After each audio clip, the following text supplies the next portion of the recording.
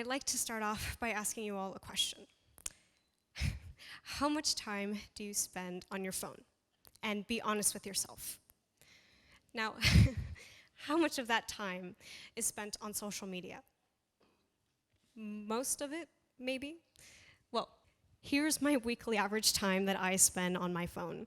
A very nice but somewhat shaming feature is that it tells us how much time we spend on different kinds of apps. And as you can see, I spend the majority of my time on social media. In fact, I spend over an entire day of social media in a single week, over 24 hours. Going on our phones and looking at social media has become part of our lives. It's normal now. But when you think about it, it's kind of crazy how we are constantly staring at our phones. We use our phones all the time. I mean, how many of us look at our phones when we're on the metro? How many of us look at our phones when we're crossing the street, which is kind of dangerous? Don't do that. How many of us are on our phones when we are at a restaurant with our friends? How many of us are on our phones when we're on the toilet? Show of hands, please. I'm kidding. Our phones provide us a place to be creative and to connect with each other, but eventually it gets hard to get off of our phones.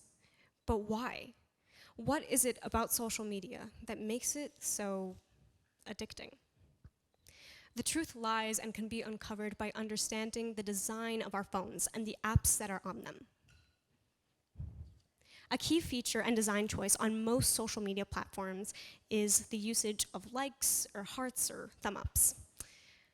A review by Montag Lachman and others in 2018 explained that the integration of these features are actually a very clever design choice to allow users to receive a form of mental stimulation. It makes us feel like we're being rewarded for something, like we're part of a community, whether you are the person liking something or the person receiving the likes. And this deliberate design strategy contributes to the social and emotional impact of social media. It could result in something called FOMO, or fear of missing out. This is basically when people start to feel anxious because they have the need to check social media and to interact with others through social media. And when they aren't looking at social media, they start to feel like they're missing out on something.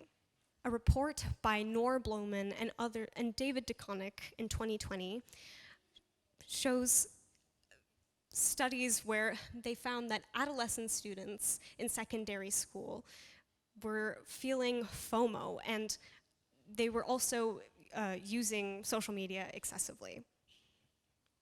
I myself experience this when I go on social media. The social media platform I use the most is Instagram. Does anybody here also like to use Instagram? Don't worry, don't be shy. I'm not going to look you up or anything. I'm interacting with you, making sure you're still alive.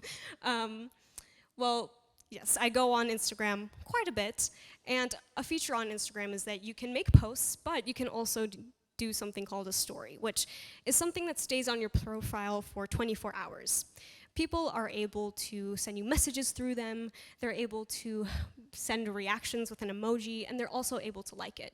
Also, you're able to view how many people and who specifically has viewed your story, which I think is useful for everybody to know when you're looking at other people's stories.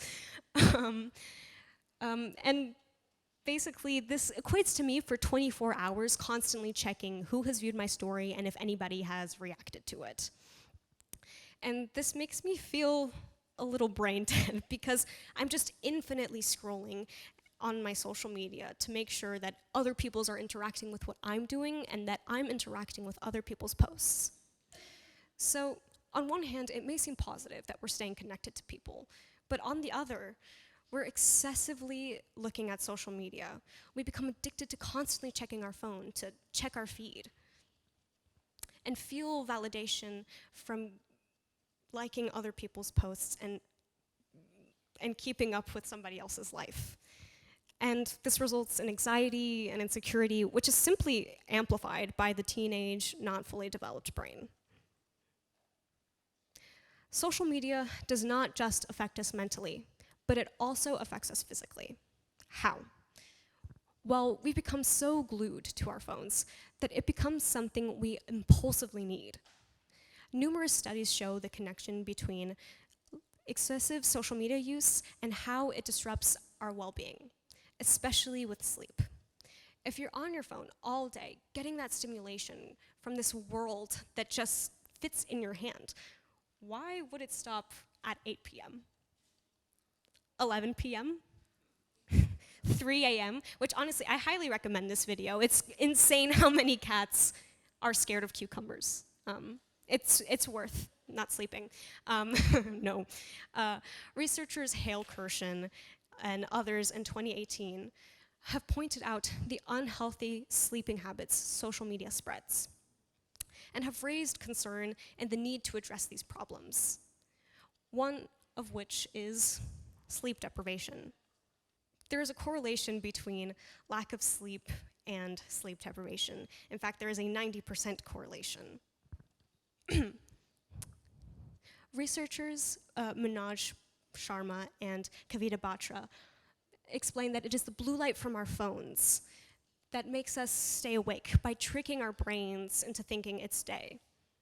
Once we look at our screen, the blue light makes us want to keep looking at our screen. And it becomes difficult to stop. Blue light is basically MSG for our eyes and our brains. Have you ever just started eating chips and then you can't stop? It's like, wow, these chips are so addicting. Well, it's because eventually you finish the chips.